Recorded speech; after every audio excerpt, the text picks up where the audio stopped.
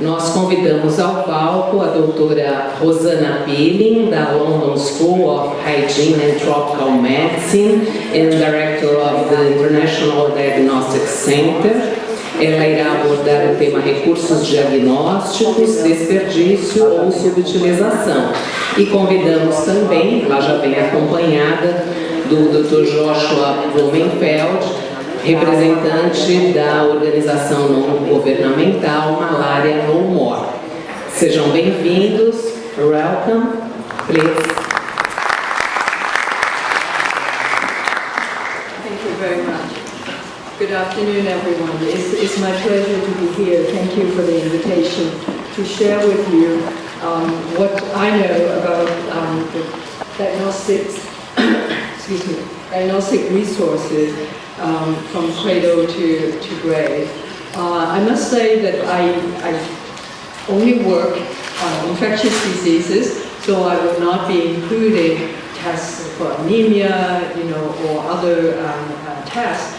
But I just would like to use the opportunity to show you that we needed actually to have a better way to argue for the value of diagnostics within a healthcare system. And so this is our experience from dealing with many countries in the developing world, where we find that now we, instead of trying, we know that healthcare costs is ballooning all the time. Right? Increasingly, our politicians are saying you have to cut healthcare costs. It's too much of the budget. And yet, this increasing demand for diagnostics, because we now know how to manage patients better if we only have better diagnostics. And we need increasingly to be able to do surveillance, to monitor and control outbreaks. And we know in the last 10 years, we now have increasing frequency as well as severity of epidemics of infectious diseases, one after another. And whereas we used to have 10 years between epidemics, now we have them in quick succession. And Brazil is an example of the kind of epidemics that you see even from one family of viruses, the flaviviruses. And so I think that we now need better tests, and also in response to antimicrobial resistance. So we really need to think about how to have appropriate diagnostics for different levels of the healthcare system. And quality, I mean, we spend so much time trying to get the right test. And with the quality continuum, I want to show you that there's a real value in paying for the quality. Without quality, we might as well not do any diagnostics, right? And so what are some of the potential solutions for us to convince politicians that diagnostics is important and that it can be, it can make the health system more efficient, and that it can be the backbone of the healthcare system, that with the data from diagnostics, we could actually have a lot of actions that would have lead to better outcomes. And so I'm going to end with some options for findings and access to diagnostics. Now, we normally think of diagnostics as to rule in or rule out an infection. And in fact, we start with thinking about the infections for which, at the early stages, they may be not clinically apparent, but they are still infectious and capable of transmission. The best example would be HIV and syphilis, where we need to screen for them early, not only to prevent progression in the patient, but also to prevent transmission to others in the community. And there are other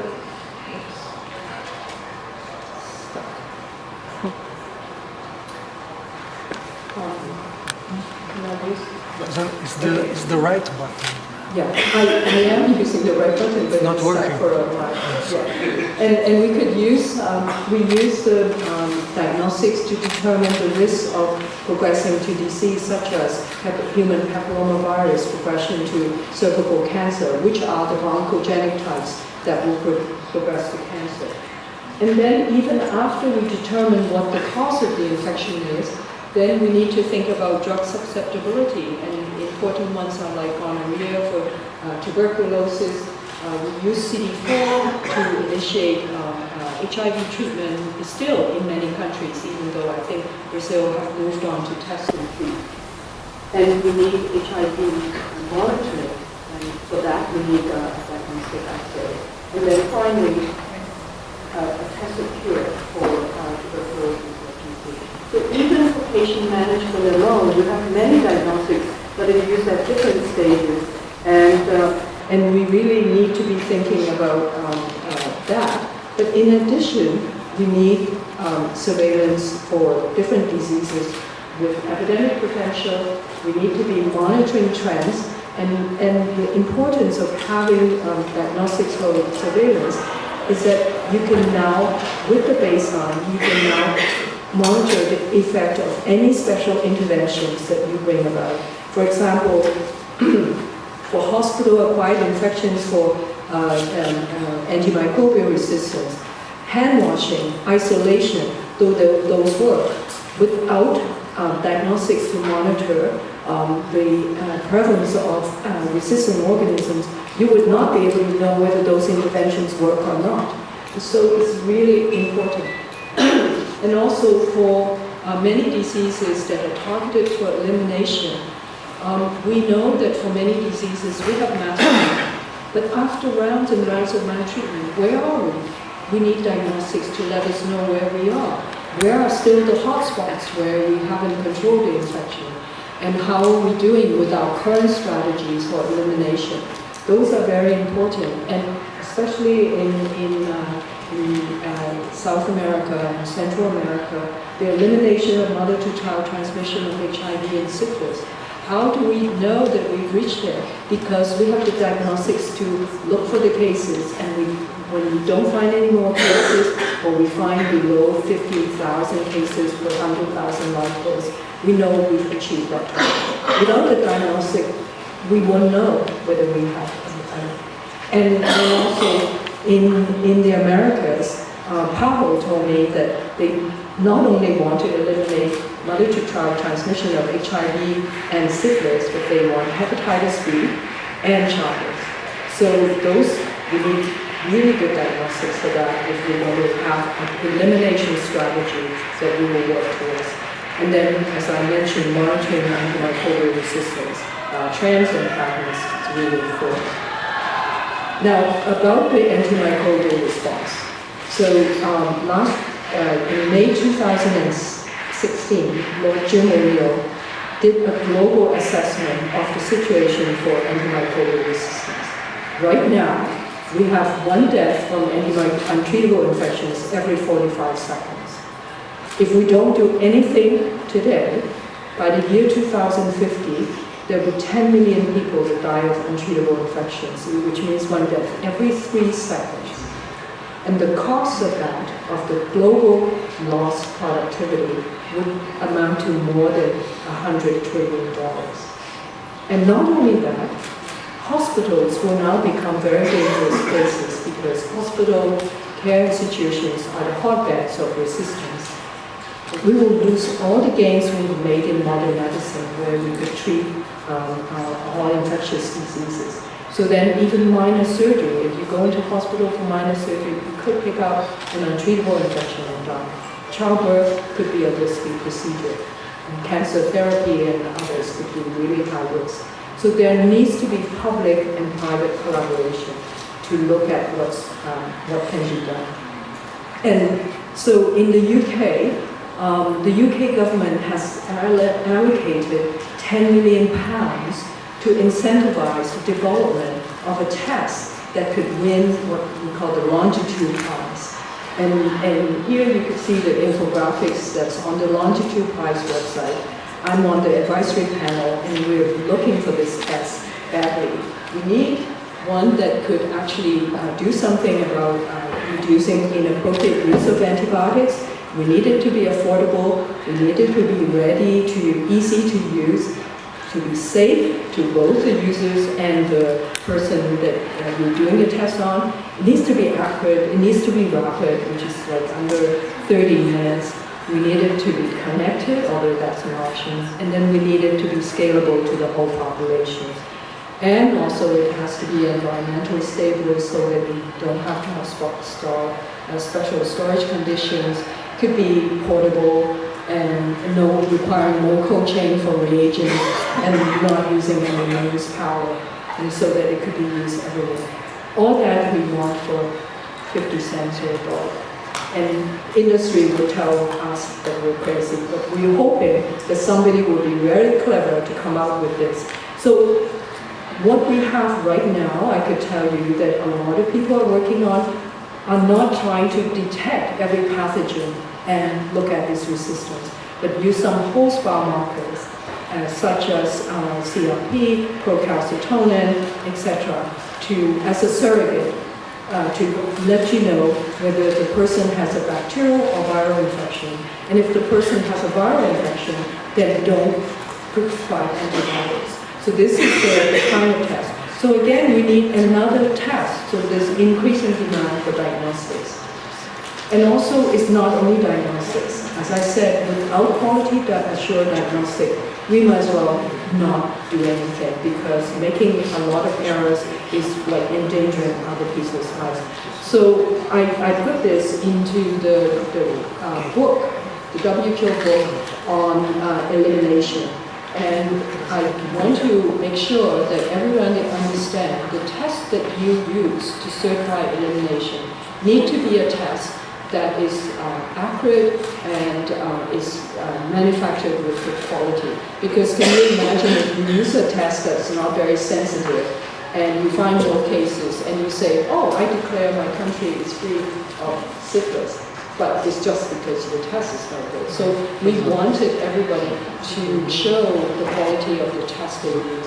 And the continuum starts with not only the quality of the test, but the quality of the testing, the quality of the storage conditions, procurement, shipment to the sites, etc. So all this, of course, comes with a cost. And so now in the laboratory, we know very well that if we have a good specimen that comes into the lab, there's ISO standards for lab facilities, the staff are well trained, specially trained. We know that there are guidelines on what laboratory tests to use, and we have external quality assessment to look at the proficiency of the lab technicians, and we will get an accurate result. So that's been the mainstay of quality assurance. But then, even with the lab, and we found this in Canada, where I was head of the national lab for STDs for some time before I went to WHO. What we found was that a lot of pre-analytical errors were made, maybe because of the EQA and the proficiency and the training that we have in the lab. The lab errors are not so high, but the errors are pre-analytical and post-analytical. So what we need to do is really consider a diagnostic system or an ecosystem that extends beyond the lab. First of all, to inform the clinicians about what are the right tests to request, what are the right samples to take, how to take it, because a lot of those errors could have been prevented.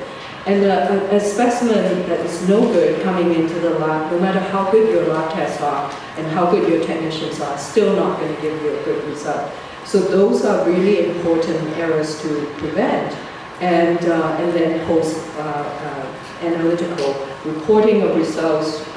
The transcription could now, of course, be avoided by electronic systems, but the interpretation of the test results by clinicians who are not familiar with the technology could also mean errors. So those are really important things to consider.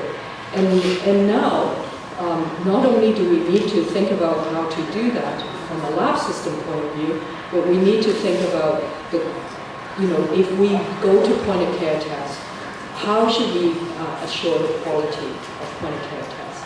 Now, I know that most of you are familiar with lab systems, but I think that Orlando has made a presentation on the need for point of care tests for HIV, and I would say that for a lot of countries in the world, most of the tests, at best, if they are based in the lab, would reach only 30% of the people. So you may have a perfectly good test that is has 100% sensitivity, but because it's lab-based here, it only reaches 30% of the population.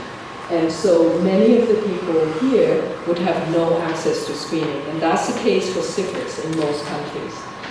But if you're willing to compromise 10% in sensitivity and use a test that is 90% sensitivity, but with that RDT, you could actually reach the lowest level of the healthcare system, including in communities, then you could, by this table, you could reach 81 out of 100 people instead of 30. So that's the power of having a rapid test that you could use at the point of care. And this is something very important, that for each disease, we need a suite of different tests that are appropriate for different levels of the healthcare system. So I took this table out of the guidelines for hepatitis testing, which the W2 guideline, testing guideline came out February of last year. And we look at the different tests that could be level of healthcare system. So this complexity in thinking about appropriate tests being used at different levels of the healthcare system. But then how do we assure quality when we think about originally a few reference labs or even maybe some district hospitals with labs that we could do quality assurance. But when we come to over 1,000 sites, the demand on training is going to be really increased 1,000-fold. And how do you make enough proficiency panels, and how do you send them out to different places?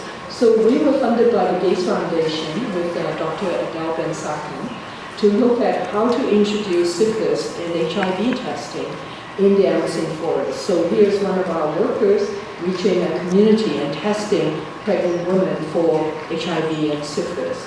And she's trained very well.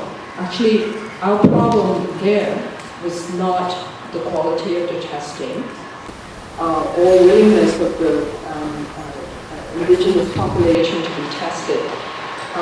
With rapid tests, after you add in the blood and the reagent, you have to wait 15 minutes. We have problems preventing monkeys from stealing our tests when they're incubated for 15 minutes. So that's our problem, not quality assurance. But you can imagine many times, different places, how do you train so many people? So now we could have machine learning, we could have a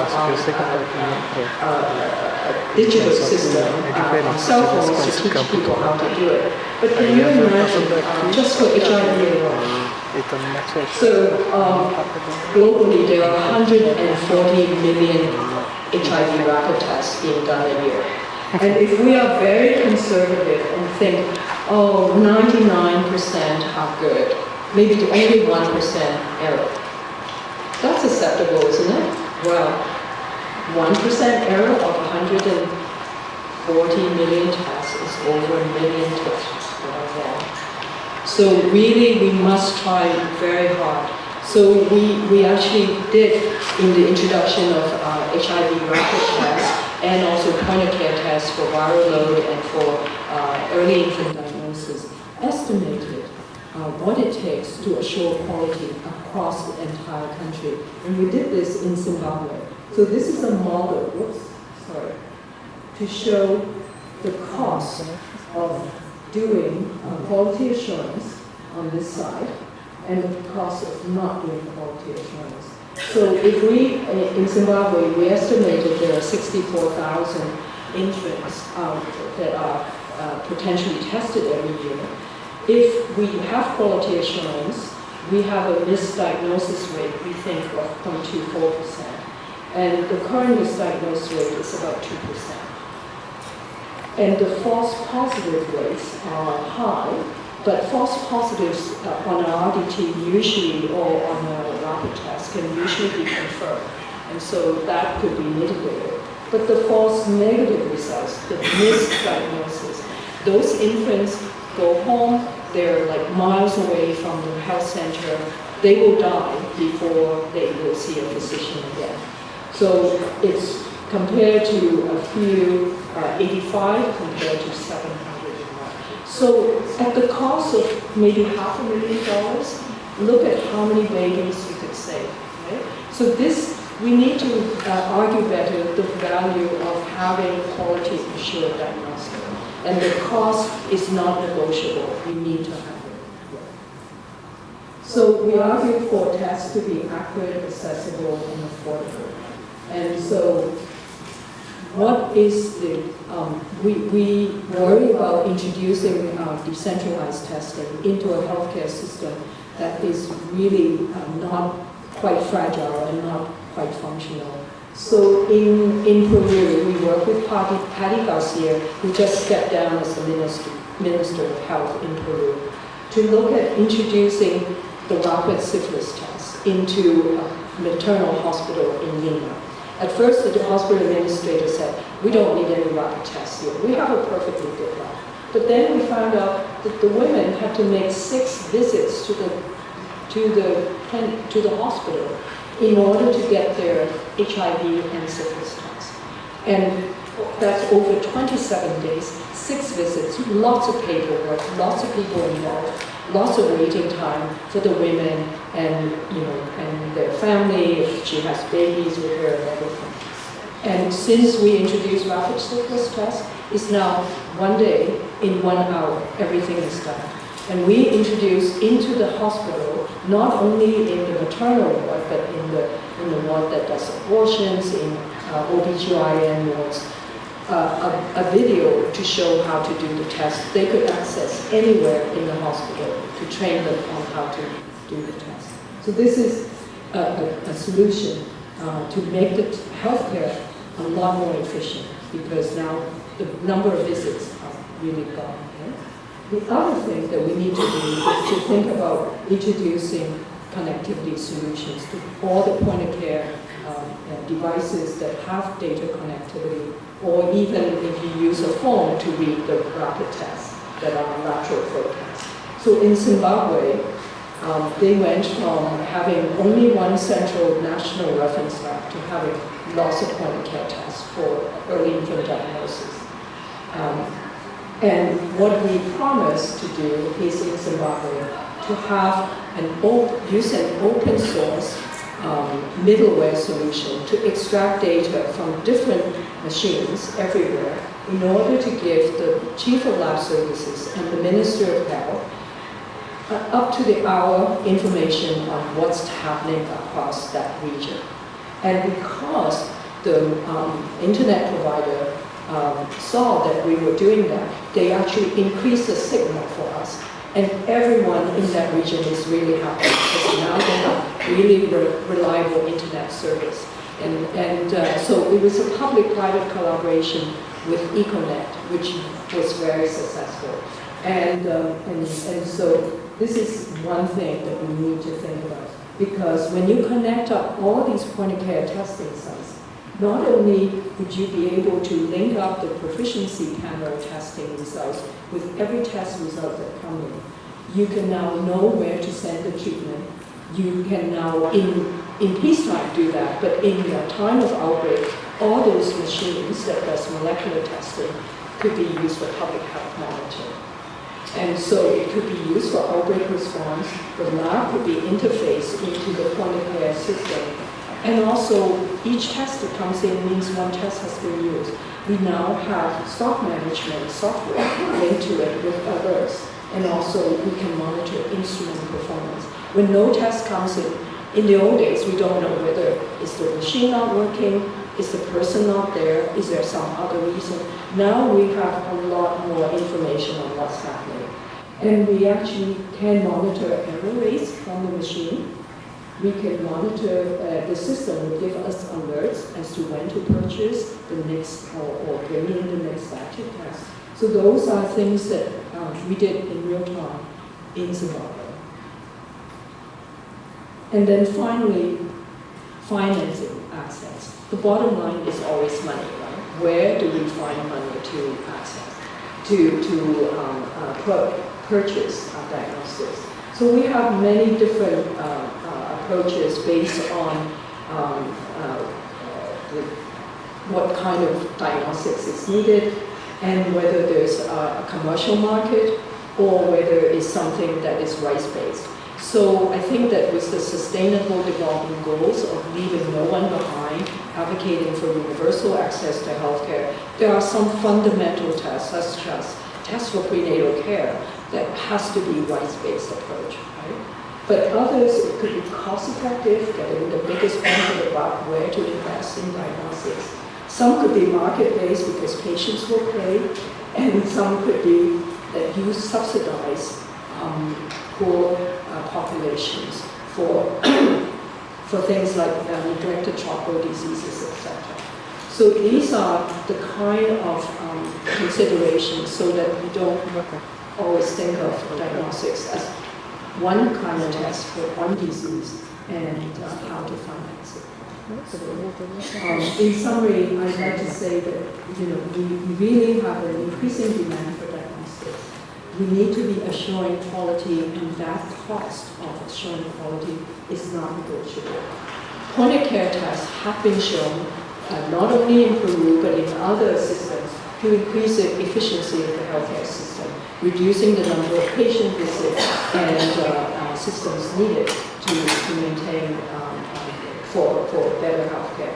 Connectivity solutions, machine learning, these are things that we can be using to make a connected diagnostic system to become the backbone of the healthcare system that could lead to improved health outcomes. We're working with several countries in Africa to do that. And it's really important to consider for each type of diagnostic, what are the financing mechanisms for it. So I'd like to thank many people from the International Diagnostic Center, Systems One for all the connectivity work that we did, and also Mike Noble for the error rates generated in Canada from audits of Canadian hospitals, and also Patty Garcia for her work in Peru, and funding from the Gates Foundation, Unitaid, and the UK Engineering and Physical Sciences Research Council. Thank you.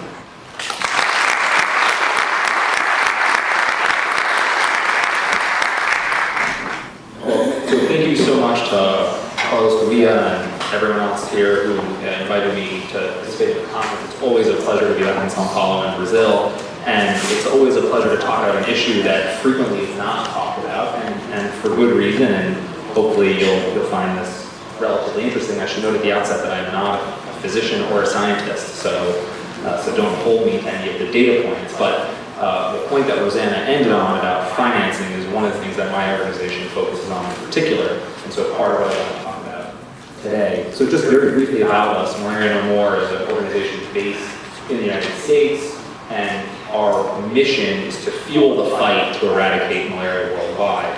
What that largely means, though, is focusing on funders, because malaria, actually, except for the Americas, everywhere else in the world, malaria is funded almost exclusively by overseas development assistance, meaning foreign aid.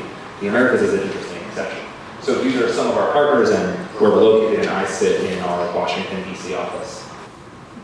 One of the remarkable things about malaria and the Sustainable Development Goals and the Millennium Development Goals is that this has been an enormous global health human success story, particularly in Africa, but throughout the world. 1.3 billion cases have been averted in 15 years, and 6.2 million lives saved. So it's been a Herculean effort with enormous progress being made. The Americas, as you can see in the bottom here, has the smallest burden relative to the rest of the populations in the world. It's infinitesimally small relative to Africa, of course. And these are the regions of the WHO. So Southeast Asia region includes India, and India is the largest burdensome country in that region, which is why that is so hard. And then you have the Eastern Mediterranean, Western Pacific, and of course the Americas. One of the other unique features of the Americas is that the type of malaria parasite that's prevalent here is actually different than in the rest of the world, and that has implications for testing and treatment as well. The burden in the Americas is overall relatively small, but if you look at the countries where the burden exists, Venezuela is the highest, and that is tragic for many reasons. One is which that Venezuela was on the verge of eliminating malaria in the 1960s, And so as the political crisis has grown in Venezuela, so have a whole slew of other crises. One of them is public health, and an important part of that public health story is actually malaria. But if you look at number 2 on that list, that country number 2 is Brazil. And we'll talk a little bit about why it is Brazil, and I'm sure you all have a very good guess given the complexity of the geography of this super country. But mostly the story of the Americas is one of tremendous progress, like in the rest of the world. 2 countries are in the process of eliminating. Later this year, the WHO is probably going to certify that Paraguay is eliminated. Argentina is right about to eliminate. That will coincide probably with their hosting of the G7, which is, we think, very significant. And the cases are going down. Many other countries are close to eliminating. You can see this data all comes from PAHO. You can see that there's just been huge progress. Now, there is a bit of a resurgence, despite the progress over the last 6 to 10 years. Actually, in Brazil last year, cases went up. And that was true in Ecuador, Mexico, and Nicaragua as well. But if you look at the totality, and granted this is mostly driven by Venezuela, there are more cases of malaria reported in the Americas last year than at any time in 30 years. Now, if you took Venezuela out of that math, the number would be much smaller, but nonetheless, on the aggregate, cases are actually on the rise. So let's talk about Brazil a little bit. So Brazil represents 40% of the malaria burden in the entire Americas. And in Brazil, 70% of the burden is in the Amazon, and that's probably not a surprise. And it's not just in the Amazon, but it's in the border regions of the Amazon. And this is significant, I think, for the topic of conversation here today, because the primary challenge with malaria is not that it's incurable or untreatable or undetectable or that it's expensive. And that makes it very unique in a list of maladies that affect people in the developing world, and frankly in the developing world. Actually, malaria is incredibly inexpensive to treat. A test is about $1, a treatment is about $1, and it's very easy to find as well. The challenge that we have is access. And this is true in Central America, but it's particularly true here in Brazil, in accessing indigenous populations in hard-to-reach communities. And these are populations that don't have access to the healthcare system at all, let alone the malaria healthcare system. So if you overlay other morbidity and mortality on top of these maps, you wouldn't be surprised to find that other NPDs exist in areas as well.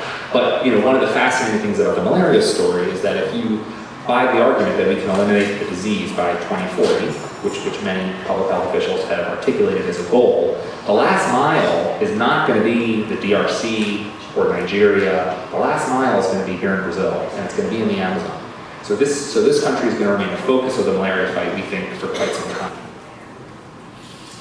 Part of what I want to talk about is this really interesting project that we worked on with these partners here, principally the Inter-American Development Bank, the IDB, the Gates Foundation, CHAI, the Global Fund, the Slim Foundation, and of course PAHO. And what this basically is, it's called the Regional Malaria Elimination Initiative. It was launched at Davos. Where else would you launch something like this? It was launched at Davos this past year by Bill Gates and Luis Alberto Moreno from the Inter-American Development Bank.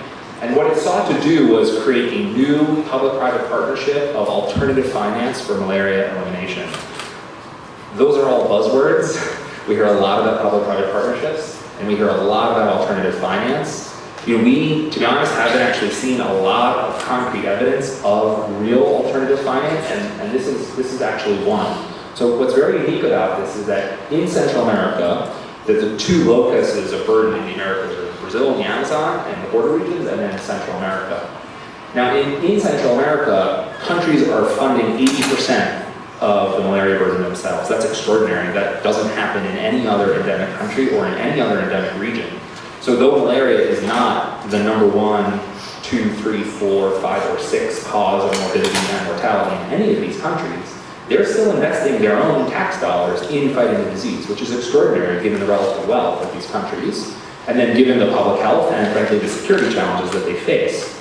So the countries are making the investment, but what basically we found, and they found, is that they can't get to the last mile on their own for 3 reasons.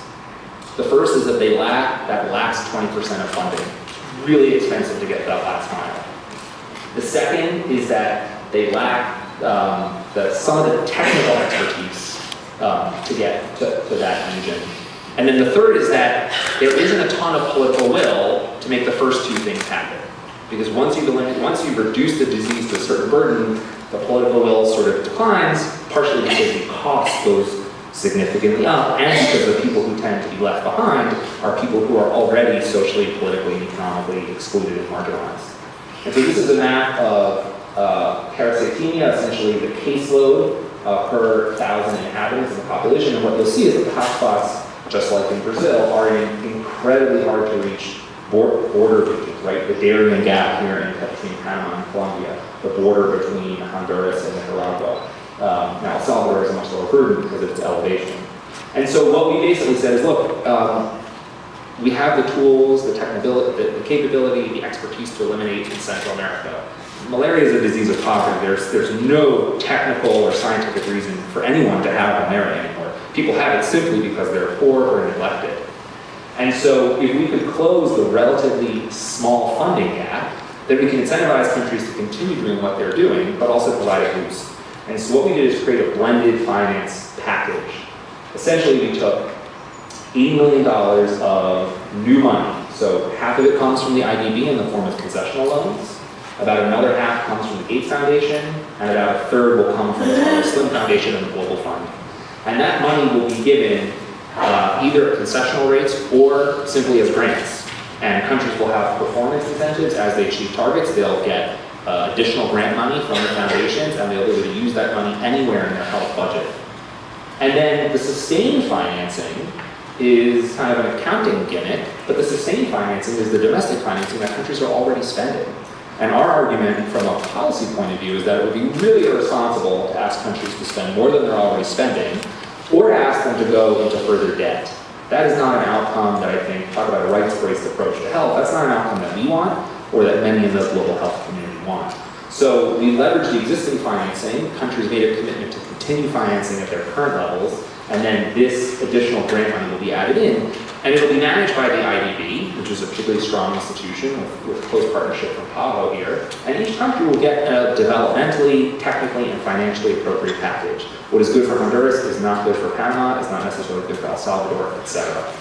Another important imperative for us was that Colombia and Mexico are involved and included.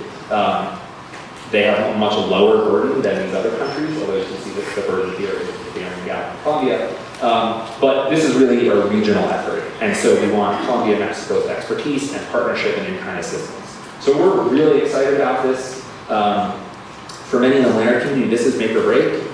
This part of the world is the closest to eliminating malaria. We know how to do it. It's a small amount of money. If we cannot do it here, it does not bode well for eliminating anywhere else in the world, and certainly for parts of the Amazon that are very hard to reach. I wanted to talk a little bit about India, which is less necessarily relevant to the Americas, but is instructive for many reasons. So India is the third highest burden in the world. There are about 1.5 billion people at risk in India, and we just opened an office in India. We have a particular strategy in India. One of the things that's fascinating about India is that the state of Odisha, which is the highest endemic state in India here on the eastern coast, has a population bigger than the country of Colombia. And Odisha is one of the smallest, most marginalized states in India. So the complexity of the system in India is enormous. But basically what we're trying to do is drive down the centers of transmission in malaria in Odisha state with a national strategy that keeps malaria elevated on a political agenda, so that in this marginalized part of India, you can demonstrate with the right interventions that are cost effective, you can actually drive down the disease. And you can do it very quickly. And if you can do it in a place as complex as India and Odisha, there's no reason Brazil can't do it here in the Amazon. And frankly, couldn't lead the way in really complicated parts of the world. So finally, the topic, of course, is diagnostics. And, you simply can't attack malaria if you don't know who has it. So it's a sine qua non of malaria that we need testing, and we need people to be tested where we think the outbreaks can happen. But based on the maps I just showed you of not just of Brazil and the Americas, but frankly in Africa and throughout the subcontinent in India and others, you have to go to where people are. And those people who are the last mile, who are carrying malaria, are socially excluded. They are not part of the health system. They are not presenting in clinics. So you need to go to them. And the only way to get to them is by carrying 3 things: a rapid diagnostic test, a treatment, and a mobile phone. And with those 3 things, each of which costs about $1, you can eliminate malaria because you can test it, you can treat it, and then you can report it. And I think the final point that I would make is that though we think this is a really exciting issue, and frankly would be a huge global accomplishment. In fact, the Americas was the first to eliminate smallpox and polio, and we think it could be the first to eliminate malaria. But one of the benefits of diagnostics is that when you get a negative test, that is also a powerful data point. So the health worker in Odisha, for example, or in the Amazon, is not just going to leave when the health tests come back negative, because what it means is that there's another cause of febrile illness. And so if you package other interventions along with that health worker, and in Africa you package particularly pneumonia treatment, antidiarrheal treatment, and oral rehydration therapy, you can reduce under 5 mortality in extraordinary ways. And you can do that through a strong malaria system, because a negative test tells you an awful lot about each patient. So thank you so much for your time. We really appreciate it.